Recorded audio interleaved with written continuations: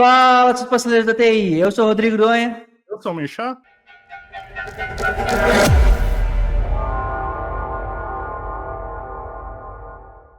E hoje estamos aqui com os convidados, o Gustavo Marçom e o Matheus Franco, para falar um pouquinho mais de IA. Se apresente aí, pessoal. Vamos lá, começando aqui, sou o Gustavo, tenho praticamente uns 14, 15 anos aí já de tecnologia. Atualmente trabalho como líder de capítulo de CRM numa multinacional. Tô trabalhando já nesse mundo de Salesforce há um bom tempo aí, já desde 2014. Passo a bola aí para o Matheus. E aí, pessoal, meu nome é Matheus Franco. Bom, também trabalho com Salesforce já tem um certo tempo, desde 2017, na realidade. Foi um pouquinho depois que eu comecei a trabalhar com tecnologia, então eu costumo falar que eu fui nascido e criado com Salesforce no mercado de trabalho, né?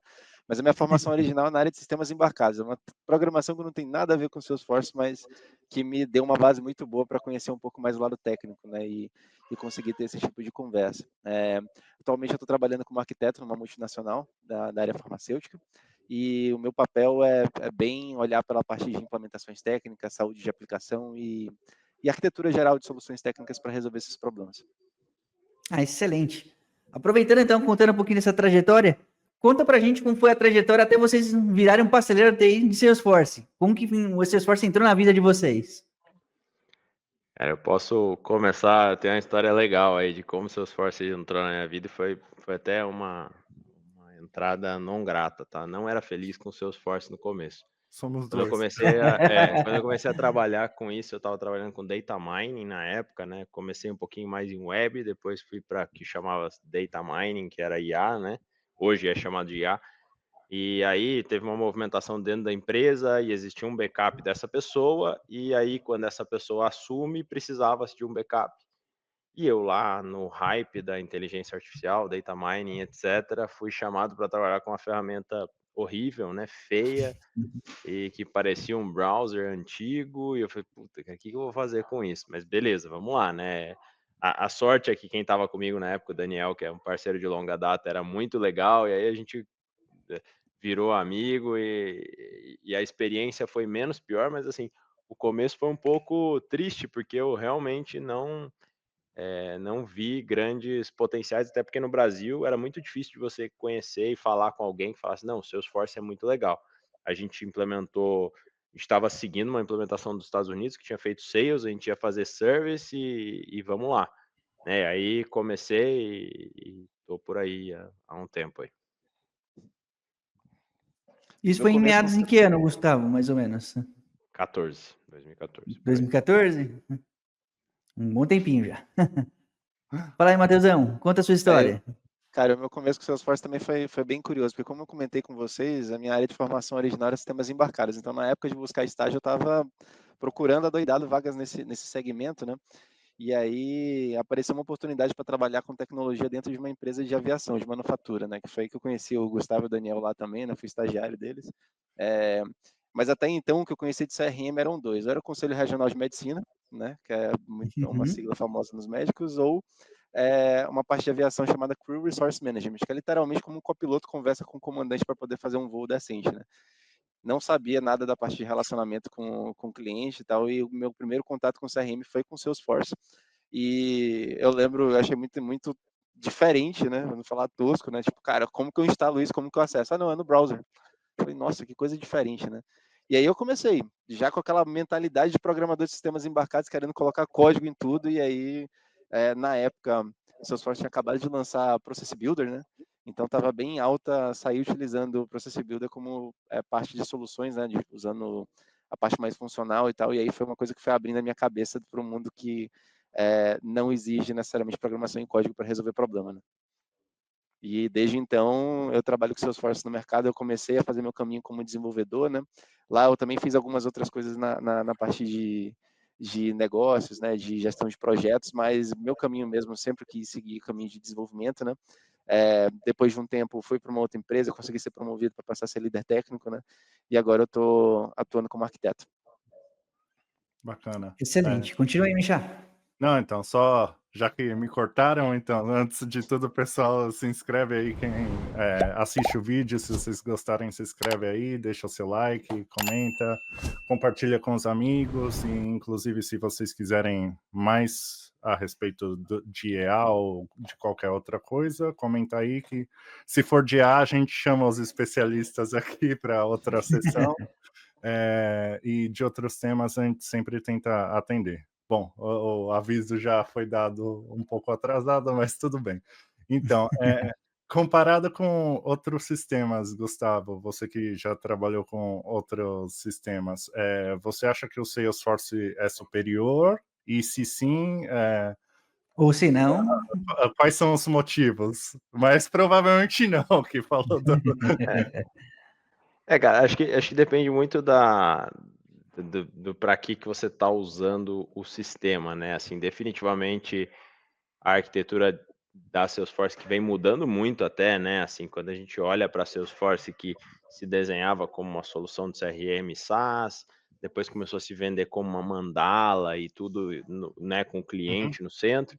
Hoje os caras já estão vendendo a plataforma como, né, ali o Data Cloud embaixo, empowering para AI. Então, assim, mudou muito. Eu acho que eu nem vou falar quem é melhor, quem é pior, porque acho que para cada uma das... Pô, você vai mexer com trocar o COBOL dentro do banco pelos seus Salesforce, cara, Não é dá. impossível, né? Então, assim, quando você olha para a Salesforce, eu acho que ela, o mais legal de tudo é como ela evolui de acordo com o tempo, né? Assim, acho que esse investimento que eles fizeram em...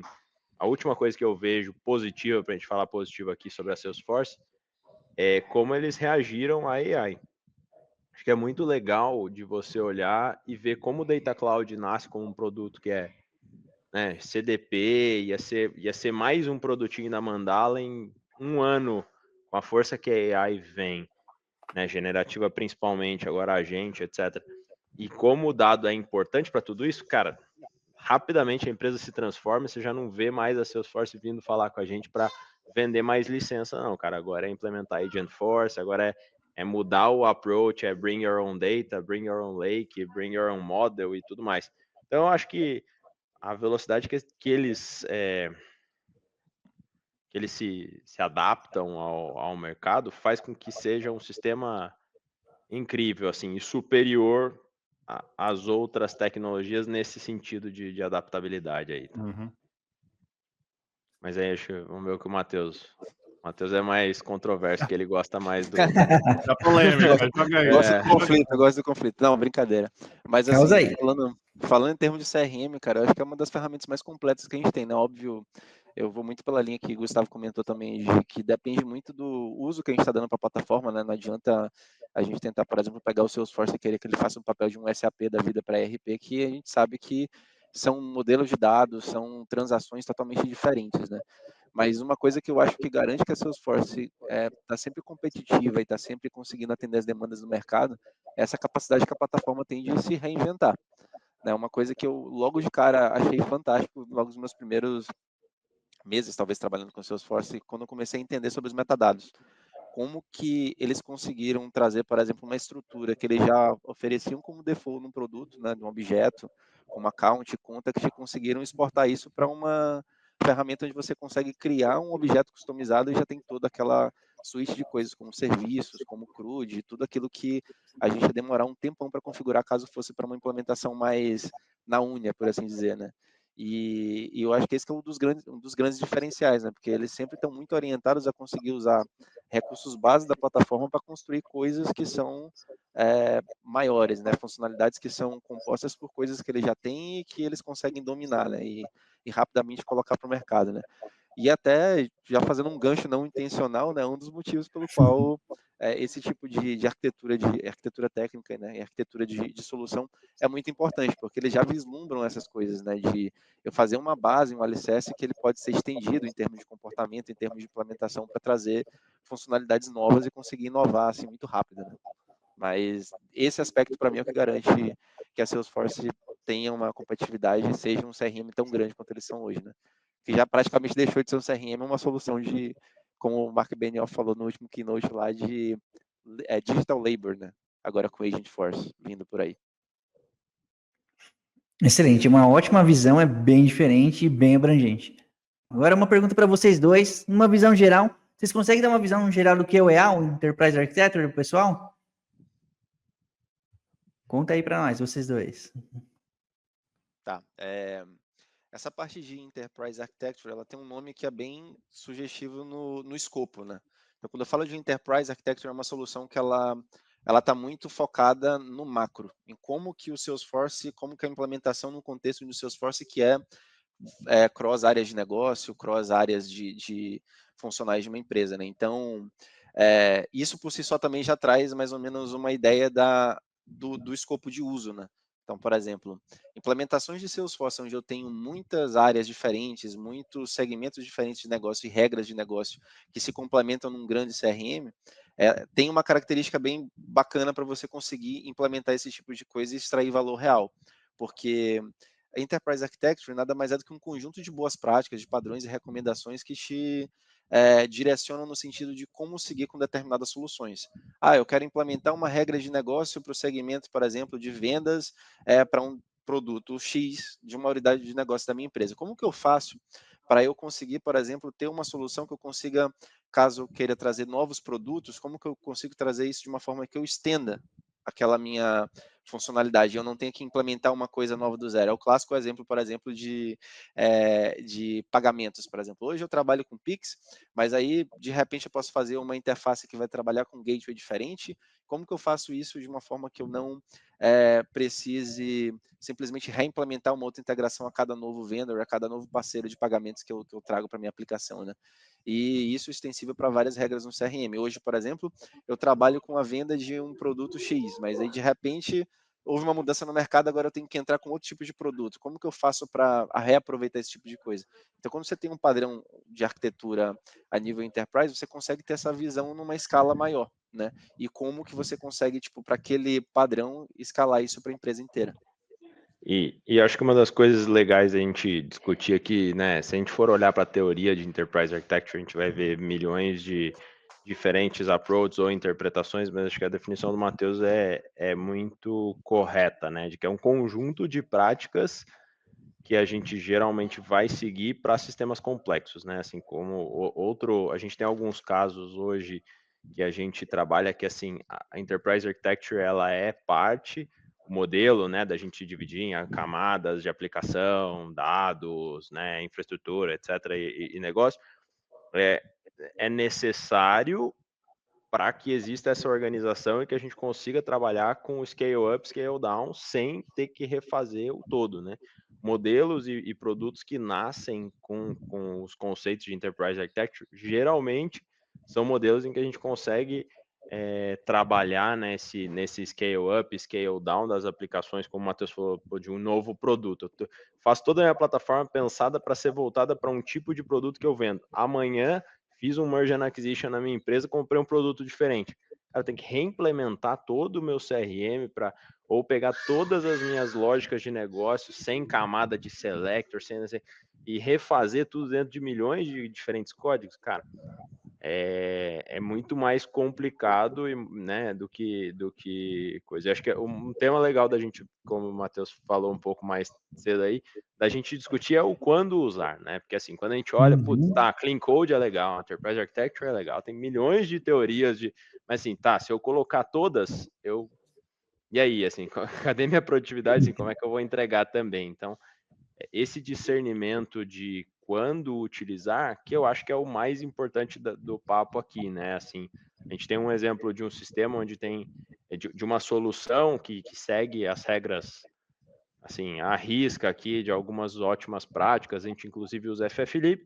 Cara, a gente tem mais de 20 sistemas, tem supply, integra com 3, 4 diferentes supplies de 3, 4 regiões, e integração para cima, para baixo, diferentes produtos, uma plataforma multiproduto. Cara, se eu não utilizar a Enterprise Architecture aqui, assim, é praticamente inviável, impossível da gente manter a saúde do sistema, né? Assim, até mesmo organizar quando você pensa nas primeiras camadas ali de regra de negócio, de business requirement, a camada de business, se você não organizar nem essa entrada, cara, é realmente complicado. Então, acho que é um tema legal para a gente entrar aqui, mais que a teoria, de quando usar é a chave da questão. Bacana.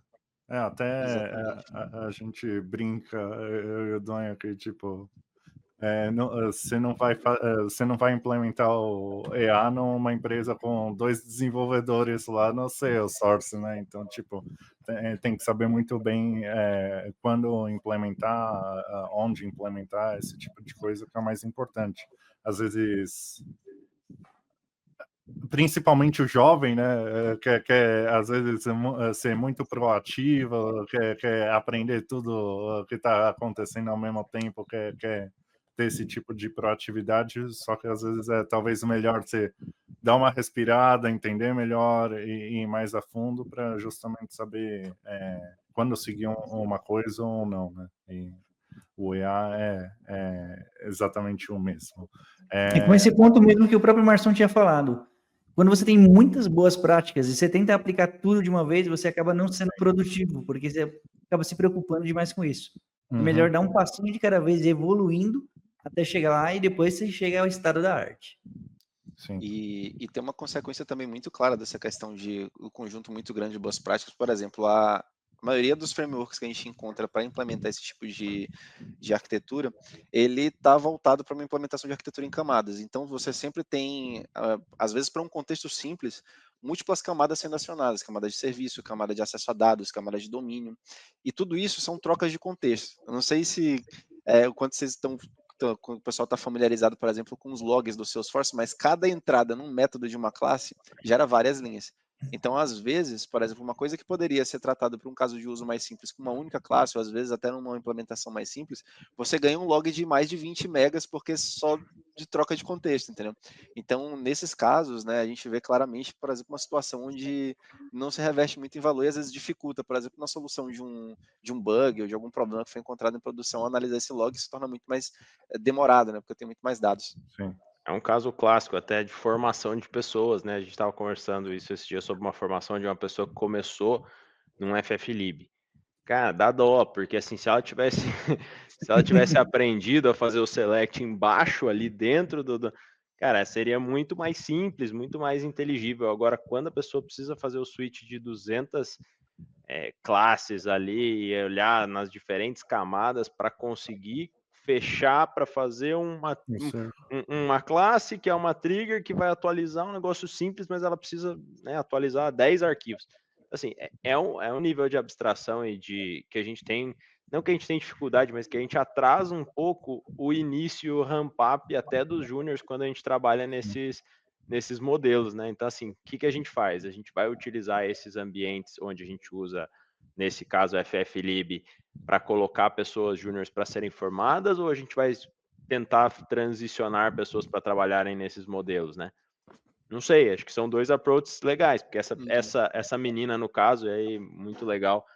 É um super caso nosso aqui que, assim, pô, agora formada em FFlib, é a hora que eu der para ela um Salesforce tranquilo aí, né, comum, sem nenhuma prática de Enterprise Architecture, pedir para ela fazer uma classe para ser chamada numa trigger, ela vai ficar feliz pra caramba, né? Porque assim, a produtividade dela vai ser 3, 4 vezes maior, muito mais rápido, muito mais simples. Mas são contextos diferentes que requerem aquilo ou não, né? Sim.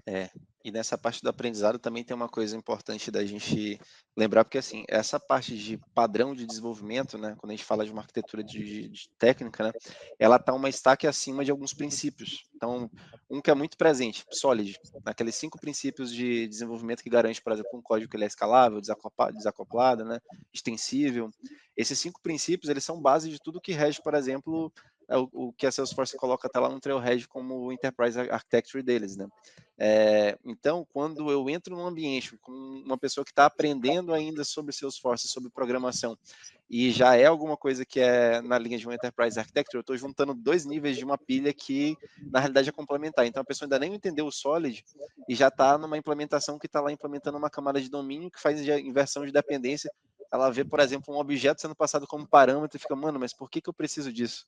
O que é esse extends? O que é esse implements aqui? Por que eu estou usando ele? Por que hora eu uso um? Por que hora eu uso o outro? Entendeu?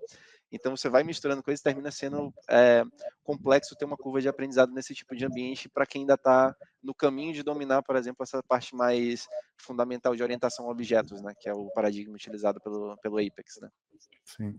E mesmo quem tem mais conhecimento, eu diria, eu já tentei olhar os exemplos e, cara, não vai. Eu tenho que sentar em algum momento da minha vida ou pegar um projeto que tenha implementado e aprender, porque, assim, só olhando o Git, esse tipo de coisa não funciona. Ainda mais que, igual vocês disseram das camadas, até uma pergunta depois, mas para cada camada você tem mais a interface também, você nunca vai implementar diretamente o negócio, então, tipo, o problema fica muito maior do que do que realmente o que a gente está acostumado no dia a dia, né? Vamos dizer assim. Exato. E é um ponto só fechar, é o ponto de começo no framework ou deixo para transicionar depois, né? As pessoas que a gente está Sim, formando. É difícil, também não é fácil transicionar depois. É é, outra coisa também que é complicado, né? Então, por isso a gente toma, às vezes, uma decisão de, não, vamos começar. A gente tem um outro caso de um menino aqui que trabalha com a gente, que também começou, só que, assim, muito legal, já começou, assim, hoje, quando ele sai daquele ambiente, ele fala, nossa, tô até livre aqui, ele tem uma facilidade legal, né? pois é. E, bom, aproveitando que vocês estavam falando um pouco do código, vocês conseguem dar uma explicação básica de como é a estrutura desse código dentro do EA?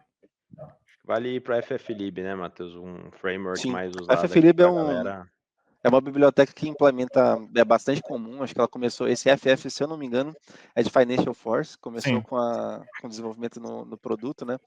Mas a ideia geral é exatamente implementar essas camadas, né? E também usar alguns recursos, como, por exemplo, segregação de responsabilidade, algumas coisas que a gente tem lá explicitamente postuladas pelo Solid, né? Então, quando eu falo que eu tenho algumas camadas dentro de uma FFlib ou dentro de uma biblioteca que implementa esse framework, eu tenho camadas que normalmente estão relacionadas a alguns objetivos, como, por exemplo, serviço. São regras de negócio, basicamente, né? Então, se eu tenho alguma automação, ou tenho algum processo automatizado, ou tenho algum cálculo, alguma coisa, dentro da camada de serviço que normalmente eu tenho essa implementação. Em nível de classe, a gente pode pensar até em nível de flow, né? A gente fala muito de código, né? Mas o flow também, pelo fato dele conseguir ser chamado em cadeia, também dá para usar um pouquinho desse conceito, né? Que é onde até, desculpa te interromper, Matheus, mas é onde a camada de serviço é mais ou menos onde a gente geralmente, sem o Enterprise Architecture, parece que está trabalhando só nela, né? Quando a gente está desenvolvendo sem utilizar, por exemplo, o FFlib, a sensação é que eu estou trabalhando praticamente só na service e a selector, ela é parte ali do meu dia a dia, né? Uhum. E aí tu falaste de uma outra camada, por exemplo, que é a selector, que é de acesso a dados.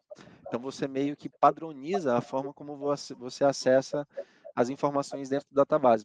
No Salesforce, isso às vezes eu confesso que assim foi uma das coisas que eu olhei que eu achei até mais redundante, assim, parecia muito, pô, se eu já tenho uma SOQL para usar quando eu quiser, sem estar importando biblioteca, fazendo interface, coisa do tipo, por que raios eu faço esse tipo de coisa, né?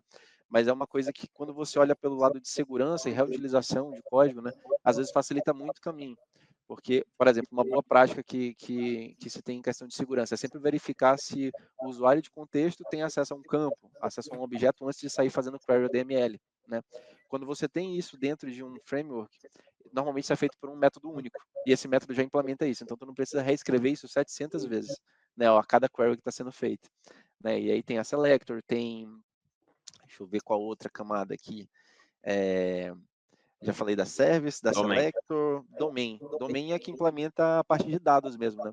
Então é o que fala, por exemplo, como um objeto account funciona, como um objeto customizado qualquer dentro do ambiente funciona. Então é lá onde você vai encontrar regras de criação de registro, né? Regras que estão relacionadas a tratamento de dados. Então, por exemplo, numa implementação dessa, se tiver em código, né?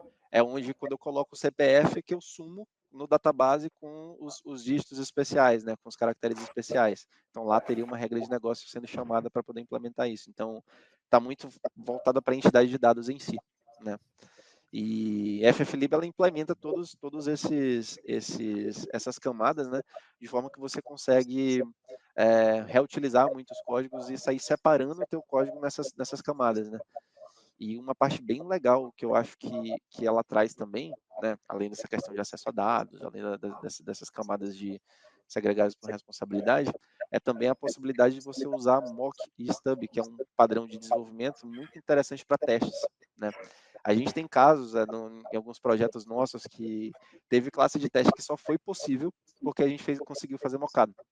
Porque envolvia tantos objetos, tantos registros, uma massa de dados tão grande, várias regras, que dava ou CPU time ou too many queries, por exemplo, porque envolvia muitos objetos e acesso a dados, né? Então, implementando o mock, como que funciona? Eu isolo a minha camada de serviço da minha camada de dados. Então, eu consigo testar uma regra de negócio sem ter que fazer um insert, por exemplo, do registro. Ele meio que cria uma forma de simular a criação, ele cria até um ID fake, né, do registro, para parecer que ele foi inserido no database, né, só que eu estou tendo a minha operação toda acontecendo meio que na memória da transação, eu não estou interagindo com o database, que normalmente é a parte mais lenta do processo de manipulação de dados, né. Então eu consigo sair de execuções que demoram segundos para milissegundos, né. E isso é um recurso nativo, por exemplo, que a FFlib traz. E, óbvio, tem alguns pré-requisitos para conseguir utilizar e tal. Trabalhar muito, por exemplo, essa parte de segregação de responsabilidade para os métodos na camada de serviço é fundamental, porque aí você consegue segregar mesmo, tipo, testar em unidade, né? E não fazer aqueles testes de integração gigantescos. Mas são exemplos de funcionalidades que a gente tem ali dentro que trazem bastante valor, né? Excelente. Com esse monte de experiência que vocês têm do EA, quando que ele apareceu na vida de vocês? Vocês acham que foi um momento propício? Era uma hora certa de usar o EA? Conta aí pra gente. Cara, eu posso falar que sim, viu? Porque eu já estava sentindo a necessidade de trabalhar no nível um pouco mais complexo em termos de como as coisas interagiam, né? Porque eu nunca tive a oportunidade até hoje de trabalhar numa org brand new, que foi, tipo, totalmente do zero, né? Então, todas as experiências que eu tive, eu sempre tive as vantagens, obviamente, de ter um ambiente que já estava mais consolidado e evoluído, com mais funcionalidades, com mais regras e gente utilizando, mas tive essas vantagens também de muito legado. E em boa parte desses legados eu percebia um problema que esse tipo de arquitetura conseguia resolver, que é exatamente acoplamento de código, essa questão de reutilização, né? A utilização de padrões para fazer uma determinada funcionalidade e olhar por aspectos de segurança.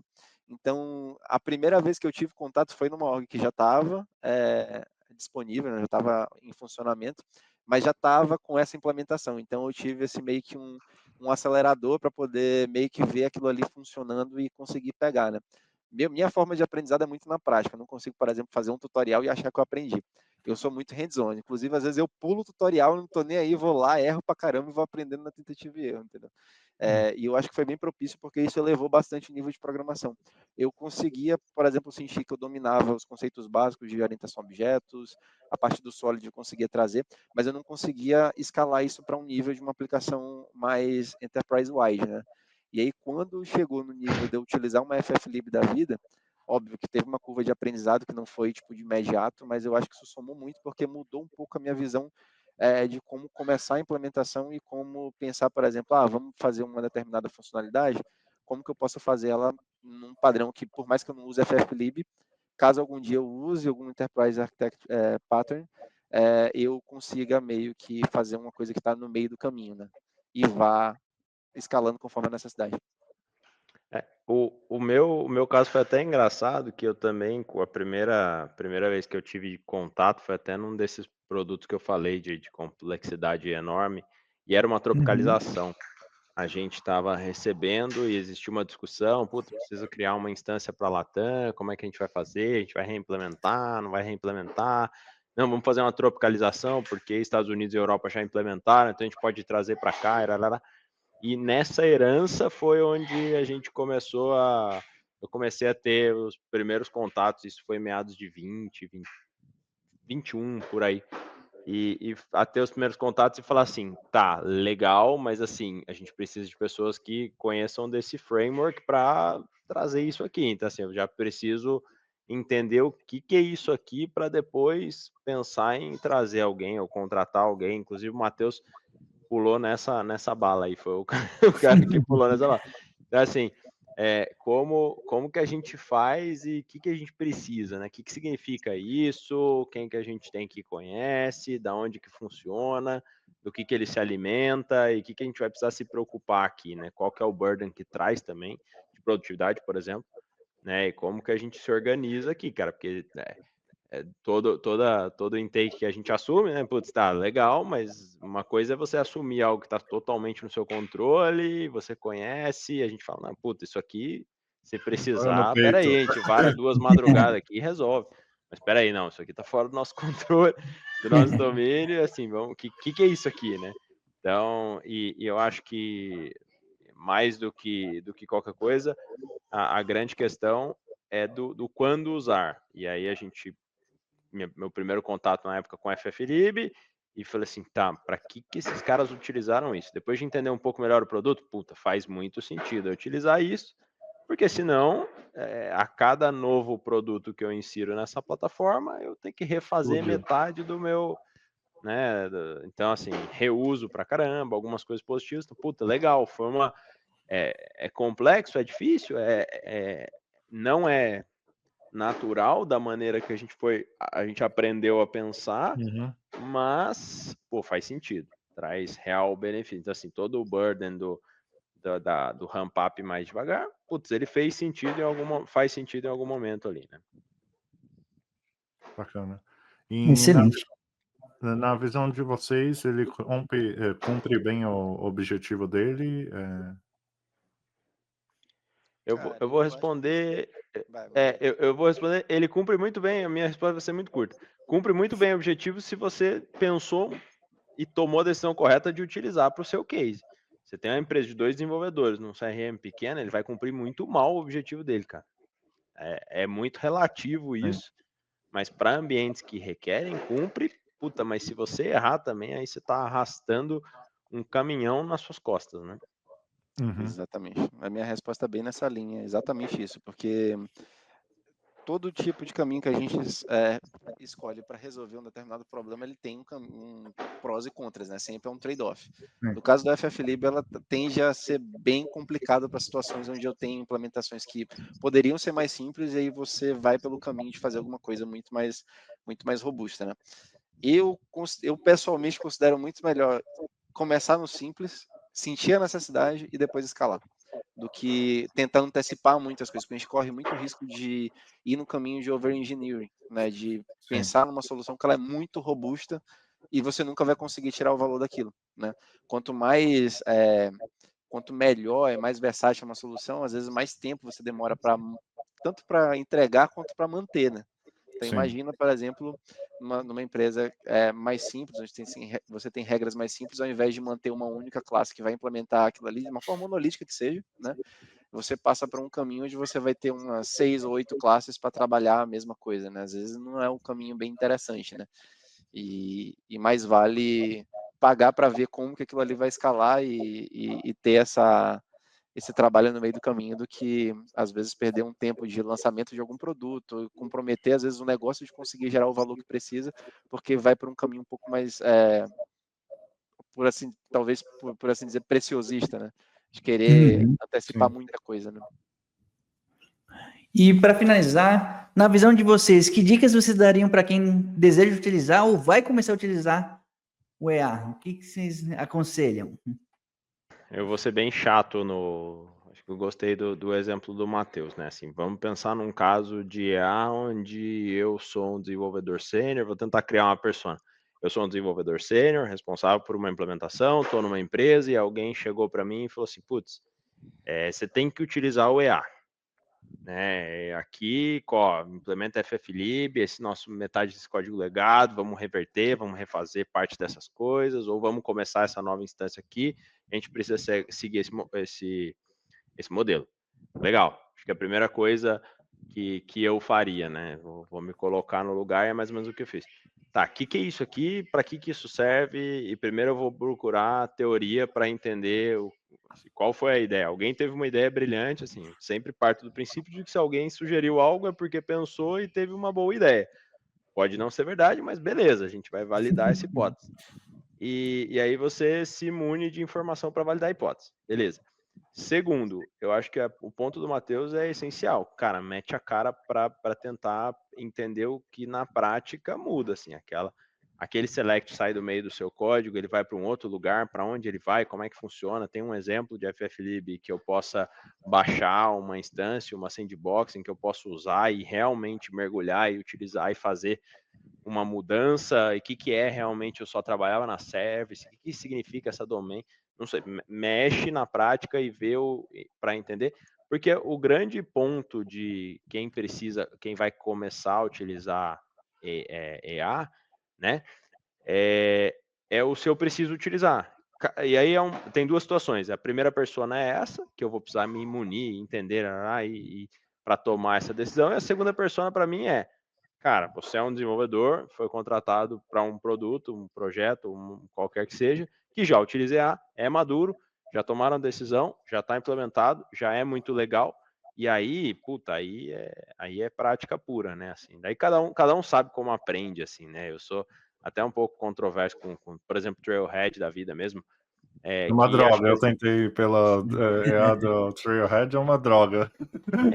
e assim, tem gente que gosta de ler bastante mais e tal, e assim, eu já gosto um pouco mais também de tentar bater a cabeça sozinho Também. e sair do outro lado e em baby steps. Começo o mais simples possível, cara, preciso...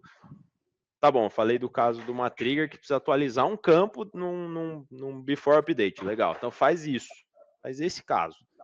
Não vai ter nada complexo em termos na sua service, vai ser o mais simples possível. Faz esse cara funcionar FFlib. Beleza. Agora você vai para o segundo step, assim, na prática e seguindo os caminhos. Cada um conhece mais ou menos o seu jeito de aprender, mas eu acho que assim, eu iria por essas duas personas. Uma entende para depois discutir e entender se realmente faz sentido. Se você já está num contexto que faz sentido, cara, mergulha, mete a cara e vai em baby steps. Esquece que você sabe fazer muita coisa no Salesforce, tenta voltar e fazer funcionar o básico do que você sabe naquele novo framework, porque é um pouco diferente. Cara, é igual dirigir moto, beleza, você não vai desaprender, mas pô, você dirige uma Pop 100, você vai pegar uma 1000, é diferente, cara, vai de boa, não vai do jeito que você está acostumado na moto ali, porque é diferente. Vai dar ruim. É bem isso. E eu gosto também de pensar assim para as pessoas que querem entender, tá, mas como é que eu saí disso aqui para isso, né? Como que se chegou no Enterprise Architecture, né? Qual que é a base por trás disso, né? Foi mais ou menos assim que eu estudei, né, para aprender, que foi tipo pegando na prática, vendo como uma coisa funcionava. E aí tem uma coisa que é muito legal de você ter a FFlib, é que muito do que já está implementado você pode simplesmente replicar para outros objetos e outras coisas, vai funcionar que é uma beleza, entendeu? Só que se você ficar nesse nível, se der algum bug ou qualquer problema, você não vai entender o porquê aquilo ali aconteceu. Então é interessante ir pelos dois lados, né? Você vai na prática, aprende como funciona, vê por exemplos, né? Vai testando, vai tentando, usando aquela base de programação mais genérica que você tem, né? Mas também é importante vir de baixo, né? Porque isso é uma pilha, como eu comentei, né? Sim. Então, na base disso tudo, a gente tem os 4 conceitos de orientação a objetos: encapsulamento, herança, né? Todos esses conceitos se juntando, né? E combinando para formar o quê? O Solid. Os cinco princípios do Solid, né? E aí, acima do Solid, a gente tem os Design Patterns, a gente tem o Enterprise Pattern, né? Então, se você fizer esse caminho, você consegue ver as coisas se ligando. E tudo parece ficar um pouco mais lógico. Por que, por exemplo, eu passo um objeto de parâmetro aqui? Por que aqui eu faço uma interface, né? Qual que é o benefício de fazer isso? Por que eu estou usando um private e não estou usando um public, né? Qual que é o benefício de ir por esses caminhos e por que isso aí é executado? Então, você começa, dominando esses conceitos nessa escadinha, você começa a ter uma visão muito mais clara do porquê das coisas e passa a ser até mais intuitivo. De forma que, às vezes, você vai e resolve um problema e você descobre, putz, implementei um design pattern aqui, nem sabia que isso tinha nome. Entendeu? Então acontece esse tipo de coisa, né? Então, por esse caminho, assim, de aprendizado, é o caminho que normalmente eu dou pro pessoal que quer aprender, que falar, cara, beleza, eu tô sabendo usar isso aqui, mas não entendi o porquê, tô só replicando, quero entender melhor, né? Esse seria o caminho, né? E também se guiar por exemplos, né? O bom de você ter um framework é que ele é implementado na plataforma inteira. Então, você tem muitos exemplos dentro da própria plataforma. Então, você consegue, às vezes, entender por analogia, né? E desenvolver por analogia. E acho que uma coisa que você citou que é bem legal, né? No fim, quando a gente para e pensa o porquê e o quê, a gente está trabalhando dentro de uma ferramenta e a gente está programando com orientação a objeto. E se todo mundo lembrar lá na faculdade, que pode ter orientação a objeto 1, 2 ou whatever, todo mundo aprendeu design pattern, todo mundo entendeu que existem algumas boas práticas e algumas maneiras de fazer alguns casos o Ctrl Z, né? Tem vários exemplos, mas assim, existem alguns casos que a gente aprendeu por algum motivo e que um dia eles podem ser úteis. A gente aprende até num viés de tipo assim, não, isso aqui só em alguns casos e tal. E aí, assim, vale também esse conhecimento, como o Matheus falou, né, de entender de baixo para cima, que eu achei legal, que é, tá bom, talvez tenha chegado a hora de você usar aquele conceito que você aprendeu lá atrás, que você pode ter exercitado mais na vida, mas que é a hora de você usar o conceito que, ó, pode ser que um dia caia um caso aqui, né, e apareceu esse caso. Então, vale esse discernimento e esse conhecimento teórico também, não só do framework, mas do porquê que existe o framework, da onde que veio a ideia de tudo isso, né? E vai tão longe quanto a gente pode querer, né? Porque quando a gente fala de Enterprise Architecture, normalmente a gente está pensando em como os módulos da minha aplicação se conversam, né? Mas e o que tem dentro desses módulos? Como que eu programo isso, né? Como que eu faço, por exemplo, uma regra de negócio ter essas mesmas características, né? Então, vou dar um exemplo aqui. O Brasil tem um modelo de tributação que, ao colocar, por exemplo, um método para calcular aqueles impostos, para o Brasil é de um jeito, mas para a Argentina é outro, né? Como que eu faço para esse negócio acontecer de uma forma escalável e que dentro da minha aplicação eu chame, por exemplo, o mesmo método? Tem design pattern para isso, entendeu? Strategy, por exemplo, é um design pattern que implementa esse tipo de coisa. Então, tudo gira em torno dessas bases da orientação a objetos. E quanto mais você domina isso, melhor sai o nível das soluções entregues, melhor fica a saúde da aplicação e a mantenabilidade dessa aplicação, porque você consegue lançar mão desses recursos que fazem a orientação a objetos ser tão popular, né? Que é você conseguir desenvolver coisas novas usando coisas que já tem dentro da plataforma, né? Ou mudar ela sem implodir o sistema inteiro, entendeu? Você evita um switch case feio lá, calcular imposto Argentina, calcular imposto Brasil, e aí cada um implementado num método diferente. Muito bom. Exatamente. Vira aquele monstrinho de múltiplos braços e pernas. Vai dar manutenção, puta, mudou a taxa ali. Beleza. Achar Termo a valida Argentina 10.052. faz parte, não, é complicado mesmo. Bom, acho que é isso. Queria agradecer muito a presença de vocês, Matheus e Gustavo, pela quase uma hora aqui batendo papo. Mas com as informações muito valiosas, muito detalhadas. Sim, eu pedi para você que não se inscreveu até esse momento, se inscreve aí no canal se você gostou desse conteúdo, deixa o seu like, comenta se você quer ver mais conteúdo relacionado a EA ou o que quer que seja. Qualquer coisa a gente enche o saco dos meninos de novo e traz eles Chama eles aqui de novo. Sim, chama na chincha para mostrar na prática o negócio. Compartilha com o coleguinha pasteleiro se achou que esse conteúdo é importante, e dos meus recados é isso, e pedir obrigado novamente para vocês, meninos. Donha, quer falar alguma coisa? Sim, gostaria de falar se a gente pode compartilhar o contato de vocês, LinkedIn, deixar disponível aqui. Caso o pessoal tenha dúvida, queira implementar alguma coisa, o pessoal pode acabar perguntando, acontece bastante. Muita gente procura, então é sempre válido pelo menos ter um contato profissional.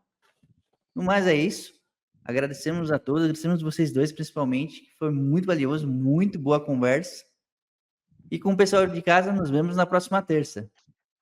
Falou! Obrigado, pessoal. Obrigado, gente. Até a próxima. Até a próxima. Valeu.